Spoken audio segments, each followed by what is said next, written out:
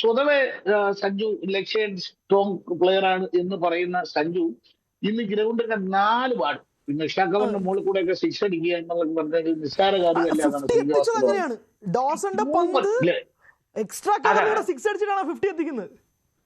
അതെ, പൂ പറിക്കുന്ന എന്നിട്ട് ലാഘവത്തോടെയാണ് ആ ബോൾ 6 പോകുന്നത്. അത് തന്നെ ആദിൽ റഷീദിനെ വെൽക്കം ചെയ്തൊരു 6 ആദിൽ റഷീദ് സ്തംഭിച്ചു പോയ 6 ആണ്. അപ്പൊ ഇത്തരത്തിൽ ഇന്നത്തെ ഓരോ ഷോട്ടും എന്ന് പറഞ്ഞാൽ ഗംഭീരമായി അത് നമ്മളെ വീണ്ടും ഈ റീപ്ലേ കാണാൻ വീണ്ടും വീണ്ടും വീണ്ടും പ്രേരിപ്പിക്കുന്ന തരത്തിലുള്ള ബാറ്റിംഗ് ആണ് നമ്മുടെ ബാറ്റർമാർ കാഴ്ചവെക്കുന്നത്. സഞ്ജു അതുപോലെ ഇഷാൻ സഞ്ജുവും കൊണ്ടുള്ള പാർട്ട്ണർഷിപ്പ് എനിക്ക് തോന്നുന്നു ഒരു 1-2 ഓവറോട് നിന്നിരുന്നെങ്കിൽ ഒരുപക്ഷെ ഏതാണ്ട് 300 നമ്മൾ ടോട്ടൽ എത്തിയേണ്ടതാണ്. കാരണം അവര് പാർട്ട്ണർഷിപ്പ് വന്ന ബോളുകളുടെ എണ്ണം നോക്കണം. കണ്ണടക്കുന്ന ഉത്തരത്തിന് വിധത്തിലാണ്. എനിക്ക് തോന്നുന്നു 97 മറ്റാണ് അവരുടെ പാർട്ട്ണർഷിപ്പ് എന്നാണ് എനിക്ക് തോന്നുന്നത്.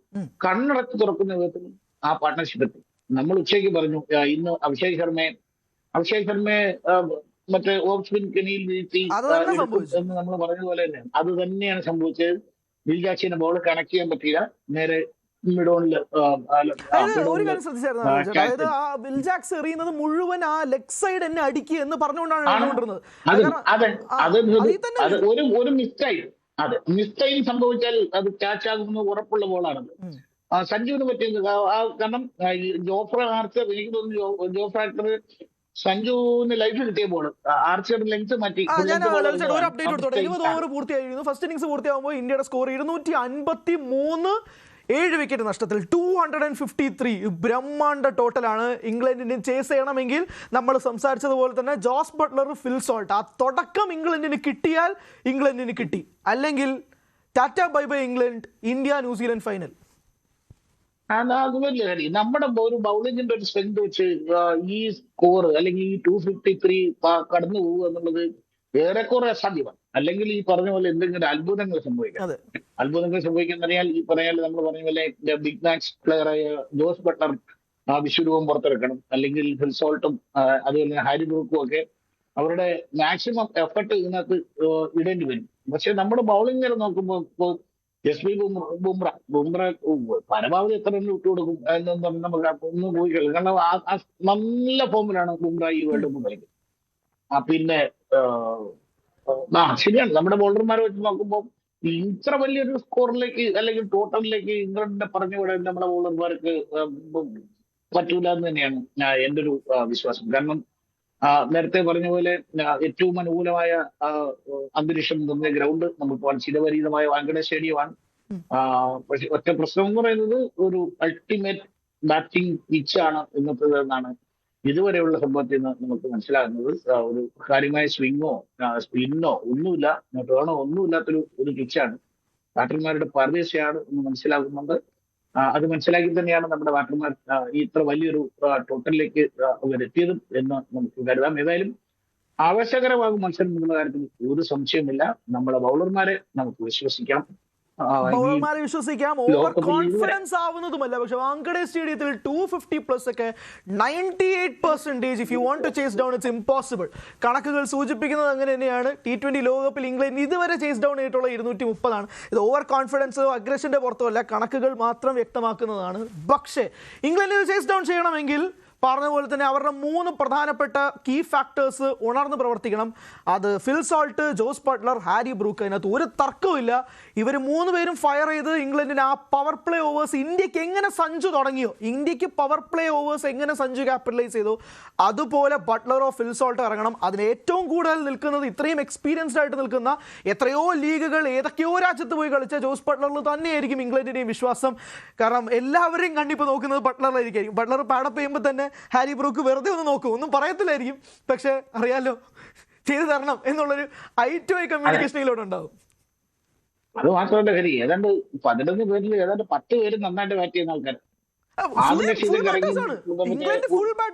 തർക്കമില്ല, ഫുൾ ബാറ്റ് ടീമാണ്. ആദിൽ റഷീദ് ഇറങ്ങിയത് പുട്ടുപോലെ. അതെ, ആദിൽ റഷീദും വന്ന് അടിക്കും. അവിടെയുള്ള 11 പ്ലേയേഴ്സും അടിക്കാൻ കെൽപ്പുള്ള പ്ലേയേഴ്സാണ് ഇംഗ്ലണ്ടിന്. അതിനകത്ത് ഒരു തർക്കങ്ങളും ഇല്ല. പക്ഷേ എന്നാൽ പോലും ഈ പറയുന്ന ടോട്ടൽ 253 എന്നൊരു മാജിക്കൽ സ്കോറാണ്. ഒരു തർക്കവും ഇല്ല.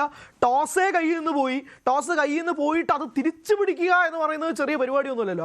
അവിടെ ഇംഗ്ലണ്ട് ടോസ് ജയിച്ചതിൻ്റെ ആധിപത്യം അവർക്ക് ആ രീതിയിൽ ഇന്നിങ്സ് കൊണ്ടുവരിക എന്നുള്ളൊരു ആഗ്രഹം ഉണ്ടായിരുന്നു. പക്ഷേ അത് കയ്യിൽ നിന്ന് പോകുന്ന കാഴ്ച. 20 ഓവറിൽ 253 റൺസ് എന്ന മാമത്ത് ടോട്ടൽ കൊണ്ടെത്തിച്ച് വെച്ചേക്കാണ് ഇംഗ്ലണ്ടിൻ്റെ അടുത്ത്. നിങ്ങൾക്ക് ഫൈനൽ കളിക്കണമെങ്കിൽ നിങ്ങൾ ഈ ടോട്ടൽ അടിച്ച് ജയിപ്പിക്കുക, ഡ്യൂ ഫാക്ടറോ എന്തെങ്കിലുമൊക്കെ പറഞ്ഞ് കൊണ്ടുപോവാ. പക്ഷേ നിങ്ങൾക്ക് ഫൈനൽ കളിക്കണമെങ്കിൽ നിങ്ങൾ 254 എന്ന് പറയുന്ന ഒരു ടോട്ടൽ കൊണ്ട് വെച്ചിട്ടുണ്ട്. ഇനി it's up to the England batters, വേറെ വഴിയില്ല. അതായത് നമ്മൾ ഉച്ചയ്ക്ക് പറഞ്ഞ ഒരു കാര്യമുണ്ട്. അതായത് ഈ നെതർലൻഡ്സിനെതിരെയുള്ള മത്സരത്തിലാണ് ഇന്ത്യയുടെ അല്ലെങ്കിൽ നമ്മളെ യഥാർത്ഥ 11 കണ്ടെത്തിയത് എന്നുള്ളതാണ്. നമ്മുടെ ടീം ഫിക്സ് ആയത് ആ ഒരു കളിയാണ്. അല്ല, സോറി, അതിന് സഞ്ജു ഇറങ്ങിയ നമീബിക്കെതിരെ മത്സരമാണ്. അപ്പൊ അതിനുശേഷം എനിക്ക് തോന്നി ഈ സൗത്ത് ആഫ്രിക്കയ്ക്കെതിരെയുള്ള മത്സരത്തിൽ നമ്മൾ ഉച്ചയ്ക്ക് പറഞ്ഞ പോലെ സഞ്ജുവിനെ മാറ്റി നിർത്തി പ്രതീക്ഷിച്ച കോമ്പിനേഷൻ അട്ടർ ഫ്ലോപ്പാണെന്ന് ആ മത്സരം നമ്മളെ തിരിച്ചാണ്. നമ്മൾ ഈ വേൾഡ് കപ്പിൽ ഏറ്റവും വലിയ തോൽവി, ഏതാണ്ട് 71 റണ്ണിനാണ് നമ്മൾ സൗത്ത് ആഫ്രിക്കയോട് തോക്കുന്നത്. അതിനുശേഷം വേറെ നിവൃത്തിയില്ല. അപ്പൊ ഈ കോമ്പിനേഷൻ, ഈ പറഞ്ഞ പോലെ left hand right hand combination, അതുപോലെ തന്നെ അത് കൃത്യമാകണമെങ്കിൽ, നമ്മുടെ ബാറ്റിംഗ് ക്ലിയർ ആകണമെങ്കിൽ അങ്ങനെ ഒരു കോമ്പിനേഷൻ വേണമെന്ന് തിരിച്ചറിഞ്ഞാണ് നമ്മൾ സഞ്ജുവിനെ ഉൾപ്പെടെ കഴിഞ്ഞ മത്സരത്തിൽ നടത്തിയത്. ഏതായാലും ആ തീരുമാനം ശരിയായിരുന്നു എന്ന് ആ മത്സരം തെളിയിച്ചു. അത് തന്നെയാണ് ശരിയെന്ന് ഈ മത്സരവും ഇതുവരെയുള്ള നമ്മുടെ പ്രകടനം തെളിയിച്ചു. വേറൊന്നുമല്ല, ഒരു 2020 ലോകകപ്പിന്റെ ഒരു സെമി ഫൈനൽ, ഒരു നോക്കൌട്ട് മാച്ചിൽ ആദ്യം ബാറ്റ് ചെയ്യുമ്പോൾ, അപ്പൊ രണ്ടാമത് ബാറ്റ് ചെയ്യുമ്പോൾ നമുക്ക് സ്കോർ കണ്ട് നമുക്ക് ബാറ്റ് ചെയ്യാം, നമ്മുടെ ടാർഗറ്റ് ഫിക്സ് ചെയ്യാം, നമ്മുടെ തന്ത്രങ്ങൾ തീരുമാനിക്കാം, എങ്ങനെ നമ്മുടെ പേസ് കൂട്ടാം കുറയ്ക്കാം, ഇതൊക്കെ നമുക്ക് ചെയ്യാം. പക്ഷേ ആദ്യം ബാറ്റ് ചെയ്യുമ്പോൾ നമ്മൾ അവിടെ സെറ്റ് ചെയ്യേണ്ട ഒരു ടാർഗറ്റ്, നമ്മൾ ഉച്ചയ്ക്ക് പറയുമ്പോൾ 190-200 റൺ ഇല്ലെങ്കിൽ ഇംഗ്ലണ്ടിനെ പോലെ ഒരു പക്കാ ബാറ്റിംഗ് ചെയ്യുന്നതുകൊണ്ട് എങ്ങനെ എതിർത്ത് നിൽക്കാനാവും? അത് തന്നെയാണ് ഇന്ന് സംഭവിച്ചത്. സഞ്ജു കൊടുത്ത ഒരു എക്സ്പ്ലോസീവ് സ്റ്റാർട്ടർ എന്ന് പറയാൻ ഈ ലോകകപ്പിൽ ഒരു നിർണായക മത്സരത്തിൽ ഇങ്ങനെ ഒരു സ്റ്റാർട്ട് കൊടുക്കുക എന്ന് പറയുന്നത് ചില്ലറ കാര്യമല്ല. ആ സ്റ്റാർട്ട് കിട്ടി, ആ സ്റ്റാർട്ടിൽ തന്നെയാണ് നമ്മൾ കത്തിയ എഞ്ചിനാണ് ഇല്ലേ. ഫസ്റ്റ് ഓവറിൽ നമ്മൾ 3ാമത്തെ ഗിയറിൽ വന്ന വണ്ടി, അവിടുന്ന് ലാസ്റ്റ് ബോൾ കളിക്കുന്നത് വരെ നമ്മൾ അതേ പേസ് നിലനിർത്താൻ കഴിഞ്ഞു എന്നുള്ളത് നിസ്സാര കാര്യമല്ല. 18 ബോളിൽ 39, ശിവം ദൂബെ 25 ബോളിൽ 43, സൂര്യകുമാർ യാദവ് 6 പന്തിൽ 11, ആ സ്റ്റംപ്ഡ് ആയില്ലായിരുന്നെങ്കിൽ അത് വീണ്ടും പോയേനെ. ഹാർദിക് 12 പന്തിൽ 27, തിലക് വർമ്മ 7 പന്തിൽ 21. ഞാൻ പറഞ്ഞു, അവർക്ക് കൊടുക്കുന്ന കോൺഫിഡൻസ് ആ സ്റ്റാർട്ടിൽ നിന്ന് മാത്രം കിട്ടിയതാണ്. ഒരു സംശയമില്ല, ഒരു തർക്കമില്ല അവിടെ.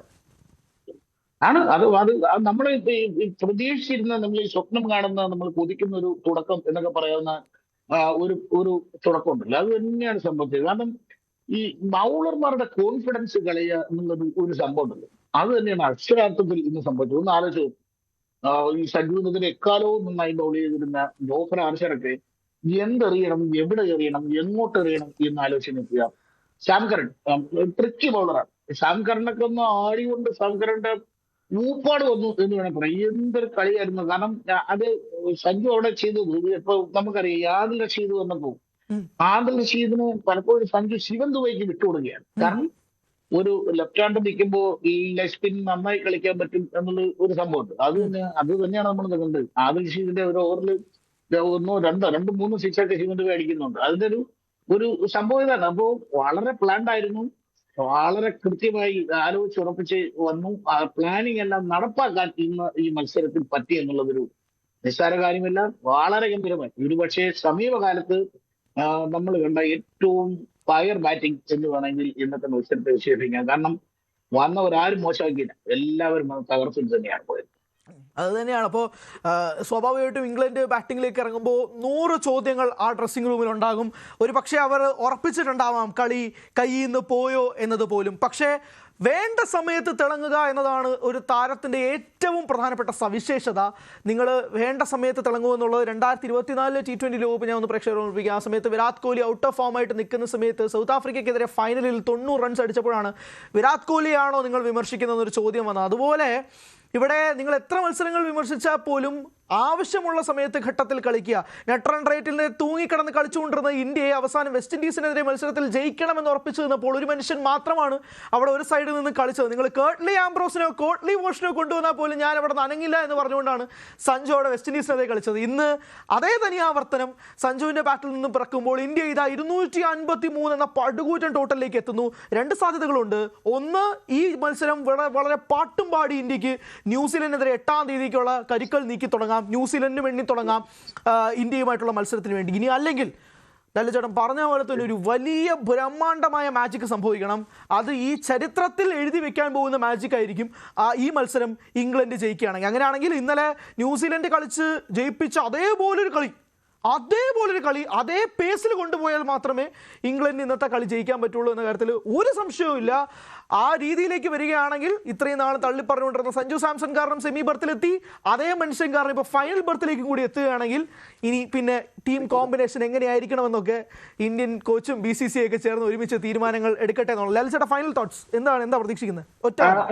അവിടെയാണ് കളി. ഞാൻ പറയുന്നത് ചിലപ്പോൾ ഈ ടൂർണമെന്റിന് താരമായി സഞ്ജു സാംസൺ മാറിയേക്കും, അല്ലെങ്കിൽ മാറാനുള്ള സാധ്യത വളരെ കൂടുതലാണ്. കാരണം കഴിഞ്ഞ മത്സരം അതുപോലെ തന്നെ ഈ മത്സരത്തിൽ സഞ്ജുവിന്റെ ഒരു കോൺട്രിബ്യൂഷൻ, എന്റെ ഒരു ഉറച്ച വിശ്വാസം ഈ മത്സരം ഇന്ത്യ ജയിക്കുന്നത് തന്നെയാണ്. കാരണം അല്ലെങ്കിൽ ഞാൻ നേരത്തെ പറഞ്ഞ പോലെ ഇന്നലെ ഫിൻ അലനും ശരി, അതല്ലെങ്കിൽ ഫിൻ അലന്റെ ബാധ ഈ പറയുന്ന ചങ്ങായിമാരുടെ ആരെങ്കിലും ശരീരത്തിൽ കയറേണ്ടി വരും. അല്ലാതെ പക്ഷേ ബൗൾ ചെയ്യുന്നത് ജസ്പ്രീത് ബുംറ അടക്കമുള്ള ഹർദീപ് സിംഗും വരുൺ ചക്രവർത്തി, അക്സർ പട്ടേൽ, ഹാർദിക് പാണ്ഡ്യ ആകുമ്പോൾ എതിരാളികൾ ഒന്ന് വേർക്കും. എന്തായാലും ഇംഗ്ലണ്ട് ഇന്നിംഗ്സ് ഉറപ്പായിട്ടും സ്വാഭാവികമായിട്ടും തുടങ്ങും. ലല്ല ചേട്ടാ, thank you so much for your time join ചെയ്തതിന്. എന്തായാലും ഇംഗ്ലണ്ട് ജയിക്കണമെങ്കിൽ ഒരു വലിയ കളി കളിക്കേണ്ടി വരും. അത് തന്നെയാണ് നിലവിലത്തെ സെഗ്മെന്റിലേക്ക് പോകുന്നത്. സ്പെഷ്യൽ സെഗ്മെന്റ് പൂർണ്ണമാകുന്നു.